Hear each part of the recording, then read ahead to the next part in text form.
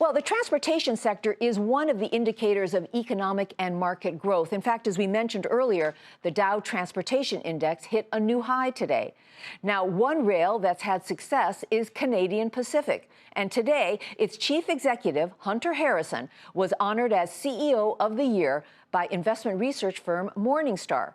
Our own Tyler Matheson sat down with Harrison in Chicago. I guess my first question for you is, how's business? Business is good.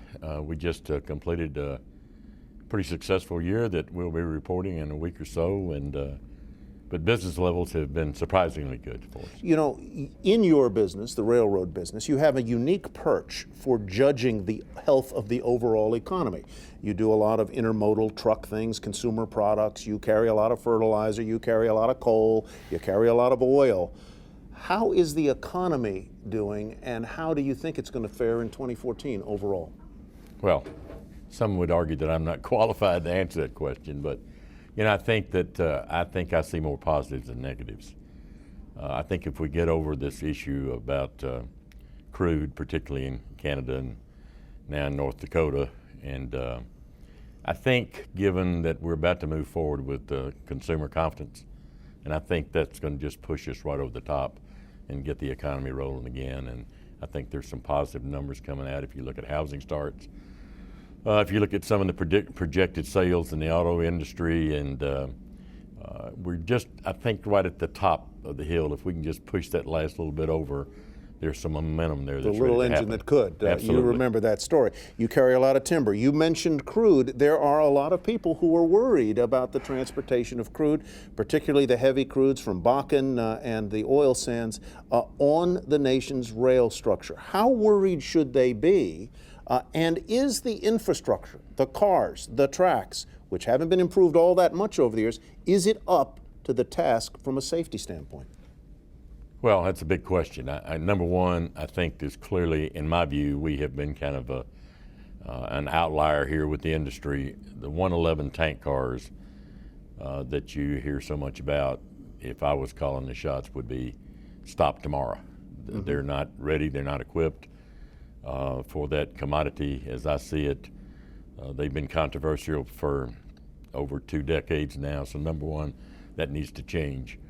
I think from a track infrastructure standpoint, much better than people give it credit for. And I think we're really looking beyond the toughest issue. And if you look and investigate a lot of these accidents, it comes down to human behavior. But that's not the politically correct thing to talk about, changing people's behavior. Mm-hmm. So we tend to fall back on, let's do some more regs. Well, if people don't live up with Reg 1, 2, and 3, what makes you think they're going to live up with 4, 5, and 6? Mm-hmm. So it's not a case of regulatory issues. It's often human accountability. You came in, right? That's what Absolutely. You're saying. You came in the summer of 2012 as part of a turnaround team at your railroad, right, led by the activist investor Bill Ackman, who brought you in. It has been a remarkable turnaround. Last year, your stock was up 39%. 2012, it was up 58%. What is the toughest part about engineering a turnaround, and what has been the toughest part at your company, and where are you in that process? Are you in the 8th inning, the 5th inning, where? Well, it's clearly a change in people's view, changing the culture. When an organization is not successful, and this company had kind of lost its way, and you got to get it back and turn it back in a different direction, it causes a lot of change that requires people to change. People resist change. So that's the biggest challenge that we've had. But at the same time, when you can make that happen, it's the biggest rewards for you. Now, where are we in the ball game? We're probably in the early innings. And that's why I see there's a lot of runway left. What more do you have to do? You've cut workforce, you've cut locomotives, you've gotten rid of some train stock. What's left? Well, there's more left in each one of those baskets. You know, we're spending a lot of money on improving the infrastructure with sidings, longer sidings that can accommodate longer trains. Clearly now we're positioning ourselves that we can really take advantage of the service offering we've put together, so we can gain some market share, start to grow the business. That gets pretty exciting. So there's no one area that we're out of opportunities there. So a lot of runway ahead of us. people tend to think when a company has a run like we've had, well, it's over. You know, that's what we fought with each turnaround. Well, what do they do next?